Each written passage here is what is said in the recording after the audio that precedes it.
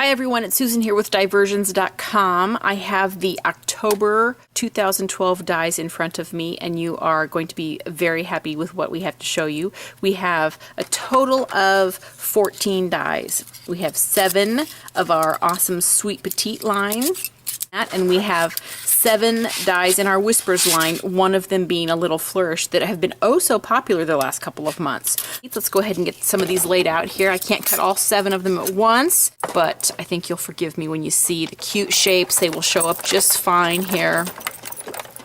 Go ahead and run these through. I'm using my short platform for my big shot just because it's a little easier to deal with here on the camera space. So this is actually the platform that came with my big shot itself. Usually I use the Vagabond platform. Okay, here we have the first 4. We have a Santa's hat. We have the Santa sleigh. We have the candle. And where'd my other one go? The bells. Let me see if I can get the bells out here. The bell is it's got the curliest little tendrils there on the bow. And there are the bells. Okay, so those are the first 4. We've got 3 more for a total of 7 Sweet Petites. The Sweet Petites have been very popular and we're very excited because a little bit of it is like I said when I first debuted these this summer, is we're bringing simple back. There's so many things you can do with a basic shape that is just one continuous outline. You can fill it in, you can cover it up, you can layer it. You can do a lot of different things. You can cut them out of thicker materials when you've got a very simple outline, and they've been very popular, and we're very excited about that. Then we have a candle trio, we have an angel, and we have a Christmas tree. There we go. So those are the 3. So a total of 7 shapes. All right, 7 Sweet Petites. We are going to go here to, this is one of my favorites. Going to cut this out of some good old lime green paper. This one is called Sleigh Ride. This one, punch out the shapes. A lot of them will just flick out by themselves if you need a little help poking the littler shapes out. They're cut and everything. They're just so small that it's like gravity's working against you. There's not enough of a shape there. So this is Sleigh Ride. This is the Sleigh Ride Whisper. Is that adorable? Look at how great that cuts. Santa and at least 3 of the reindeer there, and a thumbnail moon, and a little winter village below. That is Sleigh Ride. This one is called Christmas Eve Scene. You know, we've done the last couple seasons, we've done different scenes. The summer scene, the spring scene, the winter scene. This is the Christmas Eve scene. Oh, and I didn't cut it all the way. I overlapped my image a little bit with the paper, but I think you'll be able to see. This is going to make for some great, quick Christmas cards because I think cut in white and then matted on a dark color. You see, I overlapped my paper there, so imagine that it's cut, but it's Santa and his reindeer, a little snowman, and some Christmas trees below with a big full moon. I love that with the snowflakes.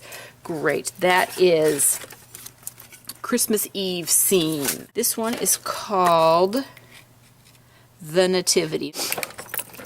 And go left to right. This is slightly oversized. It's slightly bigger than a 4x4. It's almost 4 1/4 by 4 1/4. It'll be perfect on the front of an A2 card. Whoops! Get all of those negative shapes knocked out. The rest of them poked out. All along the edge are stars. We just do a little poke and give gravity some help here. Alright, so here is the Nativity.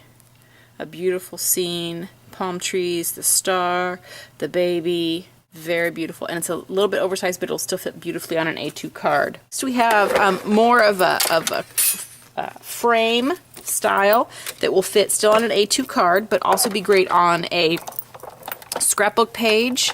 Actually, you know, I'm going to use my shim on this one. This one's got some real delicate swirls on it, so I'm going to go ahead and put my shim down here. Just because I know from cutting it on some other projects earlier this week that it's going to need that. The swirls and the swoops are what need a little extra shimming to get cut. All right, so here we have, this is the Happy Holidays. We did get a bird cut out here, which is the negative. You'll see here that this is a, it's like the size of a card front. It's a little bit smaller than an A2, so it'll fit great out on A2. Happy Holidays. You can see the 2 cardinals and Christmas lights. A bunch of snowflakes and 2 cardinals. Next up is Tannenbaum. The only reason that the shim is there is you could do it with paper, you could do it by running it back and forth, you could do it by cutting and rotating and cutting again. I just put the shim down there because it's easier and quicker. And I use our metal shims because it gets it done pretty much in one pass. This one is called Tannenbaum, which is the view of a Christmas tree in a front window with some drapes at the top and lights and candles with some presents under the tree. Okay. Here is Tannenbaum with candles and lights and some packages below. I just think that's adorable. This one, which is called the candy cane wreath, which this is going to be very popular just because there's so many things you could do with it. Let's go ahead and cut this out of white, and I'll show it to you on green. This one might need a shim. Let's see how it cuts without... No, we are going to need a shim for this one. You can see it cut out the perimeter, but you can see the inside pretty much. This middle might come out, but there you go. The middle is going to come out and some of the bow, but I'm going to need a shim, so let's do this again. That's how you tell what you need. Now, normally you could easily use a patterned paper shim, but let's just go ahead and do my metal shim. I've got it right here, and I know it's going to work to run my shim through here once or twice. Makes a big difference. There we go. Turn it over. This is called the candy cane wreath. And again, I remember I always color my poke holes that punch out the positive shape. So this is the candy cane wreath. Poke out those final little holes, pieces, all the little parts that make our diversions dies so detailed and so intricate. Got a little bit of shading, a little bit of shadowing that are built into the die just because of the little pieces. So here is the candy cane wreath.